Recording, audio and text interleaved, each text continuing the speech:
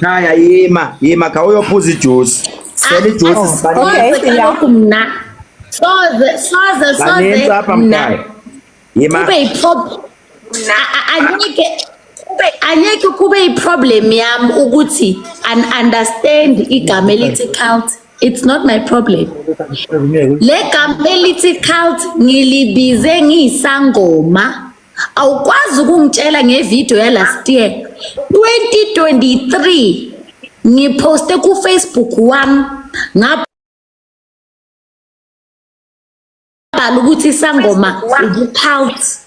Ngisese isangoma straight ngisese ugobela ngathi ubungoma i-cult nathula ngasho lutho nathula nje nathi qwaqha sengiphume ebungomeni nizolanda into 2023 enye futhi into engingichazela yona ngiyekeni ngiphume ngokuthula ningafuni ngize ngikhulume ngizokhuluma yami indlela mina and anyeke ngize ngikhulume kabi ngobungoma mina angifuni ukukhuluma kodwa uma ngabe nina nifuna ngikhululeni ngikhulume mina ngithi kuwena igama elithi cult yima ngichaze mkhulu umama ukhulumile igama elithi cult lithi it's a group of people who are doing certain rituals. Igama elithi cult mama kusigama elibi nina nithatha le cult yasephesheya nifake engqondweni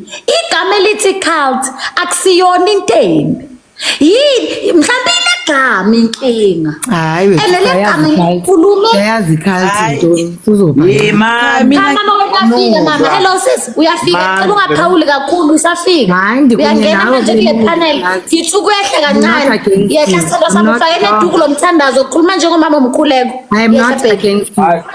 Ngiphendula umama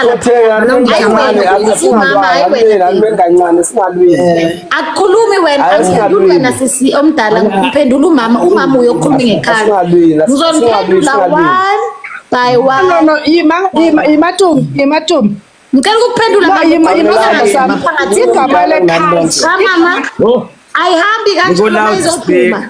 Oh, okay. No, kumkorekisha nje. Angathi into bana siphithwe igama le-cult.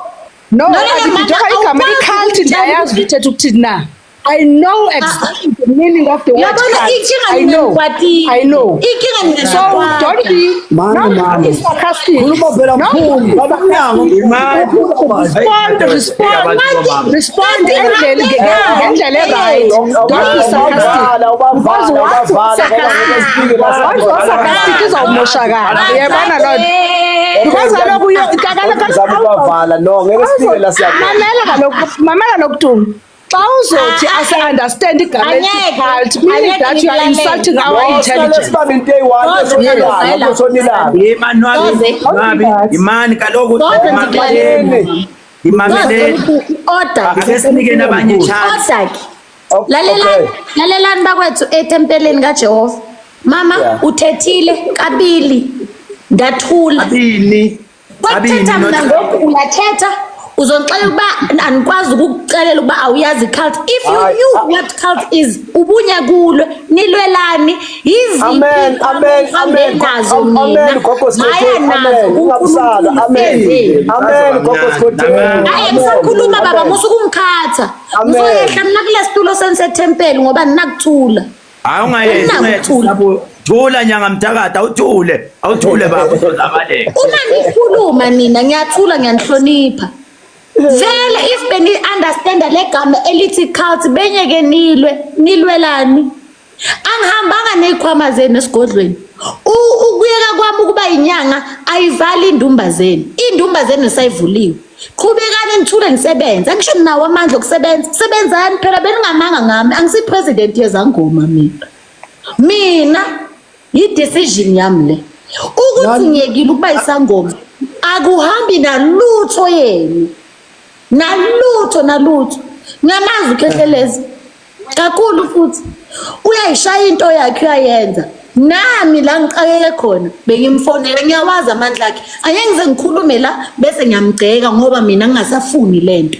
angina direction yokuqeka omunye umuntu manje sikodeni wayithatha ke sale nezikhwama Zawelida. ini Ngisacela ukuya. Gogo Scotini. lokho engakuthatha Khehlelezi wawukhona uyakwazi ukuthi ngithathe kanjani nganginikwa uwe vele angizingeni angisanifuni into zeni ayikho inyoka yami ezele efuna ukuthathwa umunye umuntu manje qhubeka nobunyanga phela Ngisacela ukubuya nihlulwa yini Jehova simakade imake asike sizwe nangu mama umthandazo kulala uMaria nangu mama umthandazo ongena efaka idukwe ake size asilwanga Scotini yini mntanami akulwanga ewe ndingumama umthandazo kucamagu ndiyabulela ngenhlonipho andilwanga icult unyanisile newisile icult nerhabe icult neziyoni icult nobungoma icult nezango nobugqirha yonke into icult nje enabantu abadibeneyo ngekwenkolo uyabona uba ndingena ndilwanga camagu into endizoyithetha kuwe kudala ndikulandela I think seke nakubhalela ecaleni ndangakubhalela for into embi I think into yethongo kodwa ke asikho lapho ngokusi lapho mina ngizokucela mani sizivile ivideo zakho nezinye buzenza songena kweze cult songena ngento zemfihlo ke ubuzithetha wena ubuzenza uthi zibubumnyama zizinto abanye abantu abaphiwe yezisiphiwo kubo like okay wathetha into ngento yabantu abagumbayo what do you call that ngesizulu guys no 3 years ago don't do that asikwazi ukuthetha ngento za 3 years ago don't do that mamele ke sisi if ufuna nge that deep ngizoya that deep banike bakhulume thina singendawo zazizantu uyaqonda sesithethela ngoku abantwana babantu abanazo eziziphiwo nina mhlambi ke wena ke ubuzikokotela ngehlobo uthetha ngalo andithi uthi wena uyayazi uba yenziwa njani na indaba yokombula ane there are people who are gifted abangamagqirha okanye abazizangoma abaphiwe ukukombula eyinto yakho mawaba bayifumeneyo iyokwambula now abantu abaninzi ababekumamela bandayazi abantu mabaye kuyeyadini zabantu bafike bakhuphe izinto ithini baphibona ngoku kwezanto une-followers ezininzi. You've got lots of people who are looking up to you because u-strong ane ayizomka loo nto leyo sikubuthi ubushiye ubungoma ubungumntu abantu bebekuthonga bebeboniswa besiza kuwe bebhiliva kuwe uyathetha uphiwe ukuthetha uphiwe ukushumayela uphiwe into zonke asizoyibaleka loo yinto so for umuntu onjengawe ozoza apho owaziwa ngabantu athethe into ezinjeyana uyabona ne uyashiya ngokubungoma it's okay mka nathi seke ndamka nam ndashiya zonke e-universal ndasekhaya apho umama wayekhonza khona uyaba ndayozilahla kwakufuneka ndizilahlile ngelaa xesha kodwa ngexesha ndaphinda ndabuyela uyabona khona into mhlawumbi endandiphephiswa kuzo uyabona andizothi zazi izinto zobumnyama kuba mna ubumnyama andibazi uyaba ne but I know that there are people who are gifted abathiwe ugubhulula okwakuthetha wena and ke ngoku akekho into ozobuyela kulaa nto intoba inoba iyonyani abanye abantu abaphiwa ngokwazi ukuhlukanisa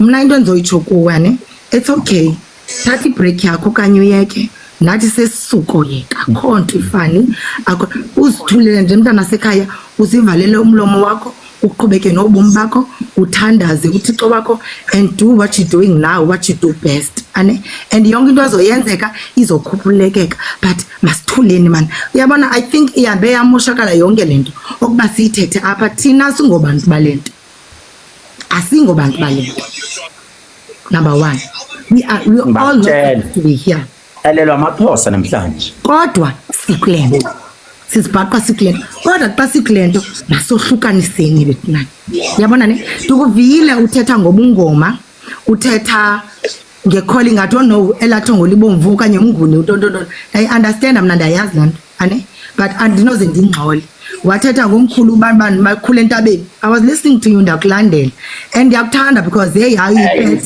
iphethe yonke but man makhe sizibambeni ngoku makhe sizithandeni ngoku zinto zemfihlo sizithetha siyahlekwa ngabantu yabona ne uProphetess rejoiceayo ngoku it's okay akho but baba singabavuyisa abantu yabona ne masixa siphuma kule awungowoqala mhlawumbe nami ngomso ndabuya ndithi ndikule ngomsomnye ndibuye ndithi kule kukho abantu abalandela umama uRandi nam ngoku I am well known for umsebenzi wam omhle iyabona le hence ndingena nalapha ndithwele iqhiya ezimhlophe ndirepresente lo mntu uphila apha kum ezi sithunywa siphila apha kum uyeva sithandwa sam asoze ndilwe nawe nanina yebhede kaMandela ade uThixo abuye uright I respect i-decision yakho and hlala kuyo sakuthandazisa kodwa masiye kwanganongcola apha uyabona ne masiye kungcola apha masiye kungcola khakuzimele apha khakuzimele uphinde uzibuyele ngexesha lakho mntasekhaya siyakuthanda nasisoze siye kukuthanda ngenxa yezobungu-DJ nathi wabona siyofenqeza kuloo club yakho ngomso. Hello you guys and welcome back to my YouTube channel. My name is Sello. Please do not forget to subscribe, comment, like, and of course do make sure that you do share this video, guys. I'm sure by now you must have been tired of seeing a lot of blogs reporting about Ugogo Skuteni, you guys, because one thing about this lady that I've noticed is that fame and trending rather has become some sort of a drug to her. She makes sure that she trends almost every single day, you guys. You have seen a lot of stories coming out about Ugogo Skuteni, of course, by herself. Now today, unfortunate part about social media is that if you as a celebrity want to grow your brand and you want people to talk about you, you no longer have to wait for Sunday so that journalists can write about you in newspapers like they used to before. You just create something now and just post it on your social media because you know that you're trying to grow your following, sell your products and stuff like that. So Skuteni trends again, you guys, and this time she announces that she has detached herself from Ubungoma. She is quitting, she said, you guys. And ever since that she mentioned that she announced that she is leaving Ubungoma 2 days ago, TikTok, Facebook, Twitter, and of course Instagram has been set ablaze with Ugogo Skuteni. Basically, you guys, she is on everybody else's lips and she has managed to keep the Ubungoma community out, because the Sangomas are out there fuming, saying to me, how dare you are disrespecting the name of Ubungoma and what it stands for.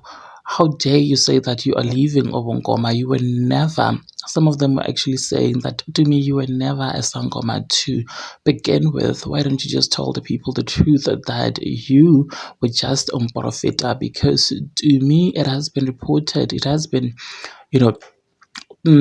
out there by a lot of people. Ugoma Weni, if I'm not mistaken, she was the very first person to say, you know what, to me, Askalo Jamaka, Ugogo Skuteni is not a Sangoma. She was born with the gift of prophecy, but because of the love of money, she took it upon herself. She took advantage of people, so that she can be able to make money on the side. It has been revealed that Ugogo Skuteni has a gift of prophecy and not Ubungoma. So by her saying that she is leaving this whole Ubungoma thing comes as a no surprise, because she was never initiated to become a Sangoma in the first place. Now Skuteni went live with a bunch of Sangomas, including popular Durban Sangoma Dr. Ketlelezi on a live, and they dragged her for calling the Ubungoma profession what's the name again, a cult, because I think it was a year ago I have done the story too. She says that Ubungoma is a cult, and they were basically dragging her, saying, how dare you call this a cult? You are insulting us. How dare you do that? And Udubi had to come up with an explanation of what a cult is, and at this point I feel like she too doesn't even know the meaning of the word cult, because you could hear from her explanation that this girl is totally in the dark at all. However, you guys, during the live, the Sangomas basically dragged Utumi, saying that she is embarrassing the whole community. Dr. Ketlelezi, of course, even mentioned, something that Utumi Jones, I'm not sure if this is a joke. He talked about Inyoka ya Katumi and she responded Skoteni. Anyways, you guys, fast forward just yesterday, Gogo Skoteni also went onto her Instagram stories to announce that she has left the Ubungoma thing, and she has also apologized to the community in this Instagram post, which I'm about to read. She apologized to the Sangoma, saying that she, is sorry if she has disrespected the community. The message which she posted reads as follows. I'm not going to say anything bad about Sangomas. I respect them. Please stop saying I said things I never said. I'm not the first person to leave Ubungoma. I'm not taking anything with me. To all Sangomas, I don't hate on or any of you. Please stop it with all the accusation, guys. It's enough. God bless you. To my closing kids, if you really paid attention to my words, you won't be surprised with my decision. Love and light to you all. Please respect my decision. I am sorry for making you feel so lost and confused, but can I do me now? And then she says, I forgive you for how you handled things, even if you won't ask for forgiveness. I am sorry for everything I did to you all. I was going to apologize individually via text. Nivaningi, don't forget who you are. Stick to what you believe in. Don't be shaken by me or my decisions. We all have our journeys and we are different. Gogo Skoteni wrote, you guys, and people at this point were wondering if Gogo Skoteni really has repented, because this is someone who played Gamadlo's YK on social media for likes and clicks and bait. Now people are wondering if Skoteni really has repented and if she really has given her life to Christ like she is saying that she has, or if this is one of her games. They're wondering if tomorrow or the day after, when we wake up, we're going to find her laughing at the whole of South Africa. When people, applauded her, the Christian community are very excited seeing that God has won Utumi soul. You guys, people are saying, is she really now a Christian? Anyways, you guys, what are your thoughts? Please do engage them with me in the comment section. Make sure that you subscribe if you haven't yet done so, and also make sure that you do share this video so that you do not have to miss out whenever I try to upload a new video. Thank you so much, guys, for actually clicking and deciding on watching this video. I will see you in the next video, and may the good Lord just continue blessing you all. Bye.